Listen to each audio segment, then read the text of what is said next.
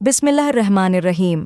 अस्सलाम वालेकुम। मैं हूँ अरसलान वक़ार और आप देख रहे हैं मेरा यूट्यूब चैनल तारीख़ का आईना।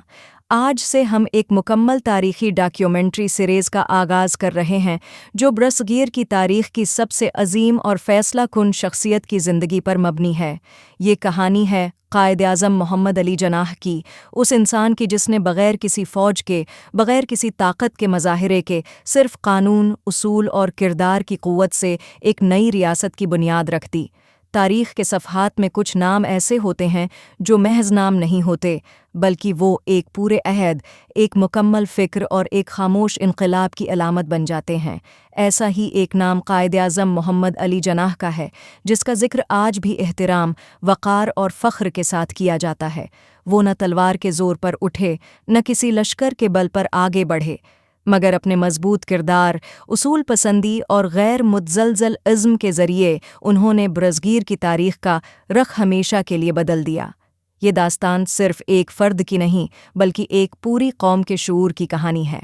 ये उस तवील सफ़र की दास्तान है जो ग़ुलामी की तारीकियों से निकलकर आज़ादी की रोशनी तक पहुँचा और बेशनाख्ती के अंधेरों से निकलकर एक आज़ाद रियासत की सूरत दुनिया के नक्शे पर अभरा। कायद-ए-आज़म वो रहनुमा थे जिन्होंने बिखरी हुई कौम को न सिर्फ एक आवाज़ दी, बल्कि एक वाज़ेह समत, एक नज़रिया और एक मंजिल भी अता की। 19वीं सदी के अख्तिताम पर बरसगीर एक नहायत पेचीदा और नाज़ुक दौर से गुज़र रहा था।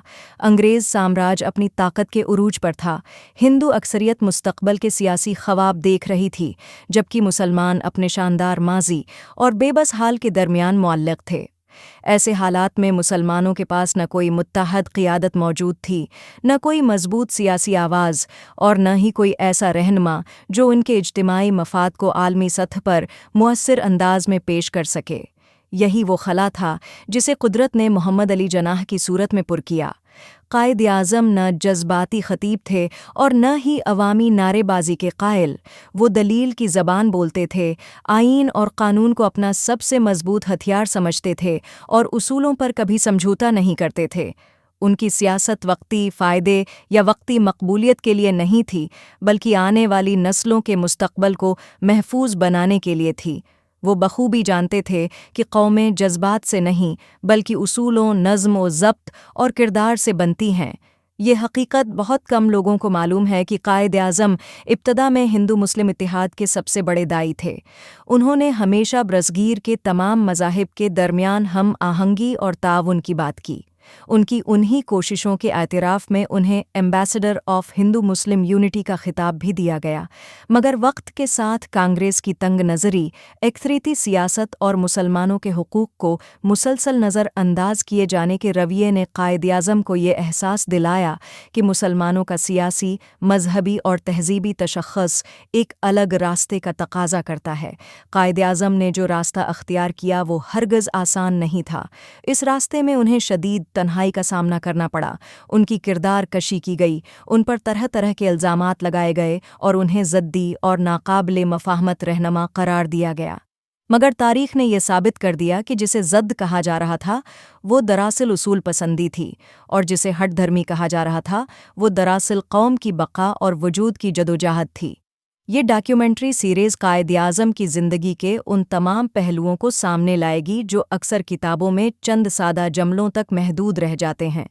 हम उनके बचपन की खामोशी को भी समझेंगे, उनकी तालीम और तरबियत को भी जानेंगे और सियासत के मैदान में उनकी मजबूत, मुदल्लल और फैसला किन आवाज़ को भी सुनेंगे।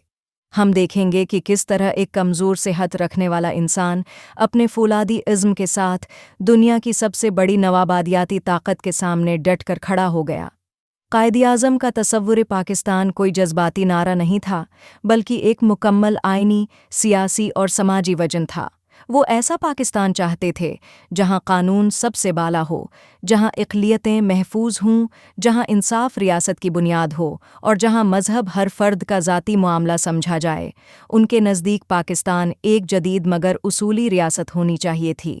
ये भी एक तल्ख़ हकीकत है कि कायद-ए-आज़म ने पाकिस्तान तो हासिल कर लिया, मगर वो पाकिस्तान ज़्यादा उरसा न देख सके जिसका ख़वाब उन्होंने देखा था। ان کی زندگی کے آخری ایام بیماری، تھکن اور تنہائی میں گزرے، مگر اس کے باوجود ان کی زبان پر کبھی مایوسی نہ آئی اور ان کا یقین آخری سانس تک قائم رہا۔ اس سیریز میں ہم یہ سوال بھی اٹھائیں گے کہ کیا ہم نے قائد-ے-اعظم کے پیغام کو واقعی سمجھا؟ کیا ہم نے ان کے اصولوں کو اپنی زندگیوں میں اپنایا، یا ہم صرف ان کی تصویر دیوار پر لگا کر خود کو مطمئن کر لیتے ہیں؟ قائد-ے-اعظم کسی ایک دن، کسی ایک تقریر یا کسی ایک فیصلے کا نام نہیں تھے، بلکہ وہ ایک مسلسل جدوجہد تھے، ایک ایسا سفر جو کراچی کے ایک متوسط گھر سے شروع ہوا، لندن کی عدالتوں سے گزرا، دہلی کے سیاسی ایوانوں میں گونجا، اور بالآخر 14 اگست 1947 کو ایک آزاد ریاست کی صورت دنیا کے نقشے پر ابھرا۔ یہ صرف آغاز ہے، اس داستان کا جو صرف ماضی سے نہیں بلکہ حال اور مستقبل سے بھی جڑی ہوئی ہے۔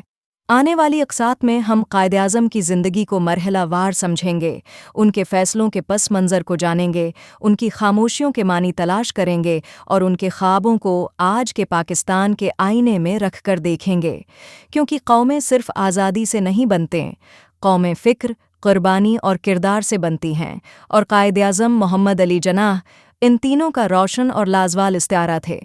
اگر آپ اس تاریخی سفر کا حصہ بننا چاہتے ہیں تو ویڈیو کو لائک کریں، چینل کو سبسکرائب کریں اور کمنٹ میں ضرور بتائیں کہ آپ اگلی قسط سے کیا سیکھنا چاہتے ہیں، کیونکہ تاریخ صرف ماضی نہیں، یہ مستقبل کی رہنمائی بھی ہے۔